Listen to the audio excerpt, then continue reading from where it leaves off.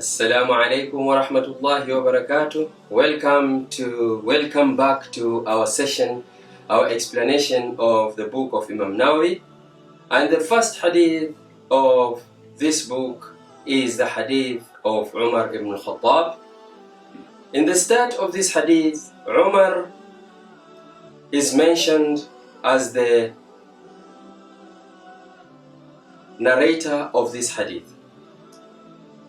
عن أمير المؤمنين أبي حفص الفاروق عمر بن الخطاب رضي الله عنه قال: سمعت رسول الله صلى الله عليه وسلم يقول: إنما الأعمال بالنيات.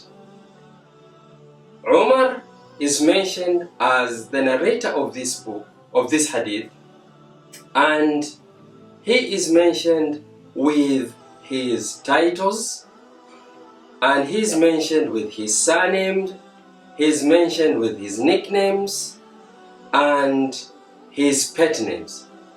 Where did all this came from? Why is Umar mentioned with all these titles, nicknames and pet names and his surname? The importance is that Umar hold a great position in Islam. Amir al-Mu'minin, he is mentioned as Amir al-Mu'minin. Where and how did this name came from? Umar ibn Khattab was the second Khalifa after the demise of Rasulullah sallallahu alayhi wasallam. We know that Abu Bakr was called Khalifat Abu Bakr. He was the Khalifa, the one who came after the Prophet, and he attained leadership.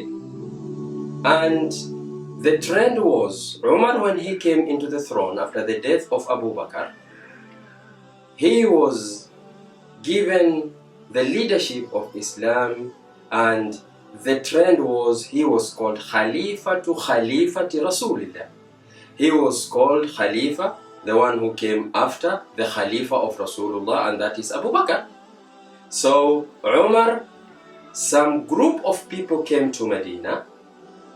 These people is said they came from areas from Iraq and areas of the Sham area. Al-Wafd came to Medina, and they asked people of Medina, Aina Amirukum? Where is your Amir? The people were shocked. They didn't have these titles, they didn't have this name. قالوا من أميرنا?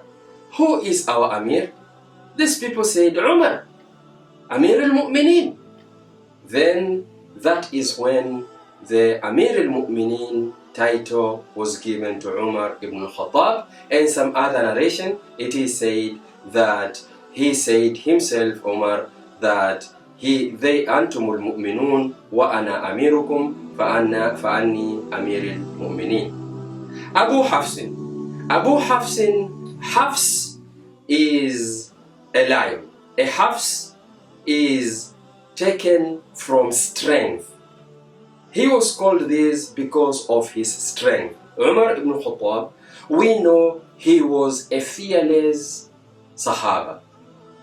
He is the only Sahaba who did not fear the Quraysh.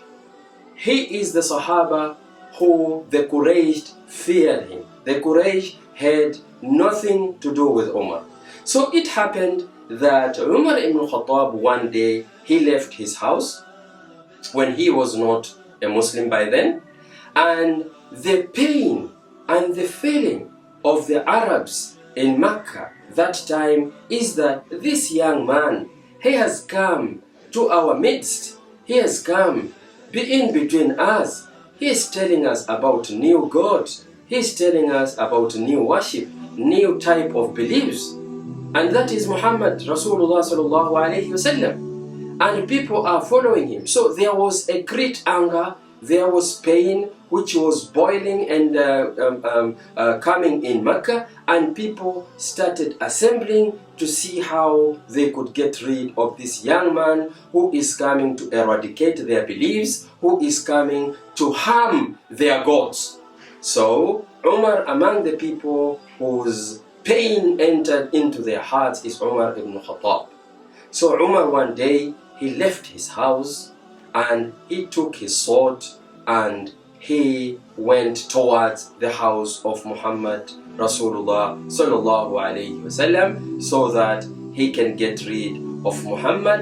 And insha'Allah ta'ala, in few minutes we are going to continue with this explanation and this episode, what occurred after Umar left his home going to try and get rid of Muhammad, and what happened after that. وجزاكم الله خير والسلام عليكم ورحمة الله وبركاته.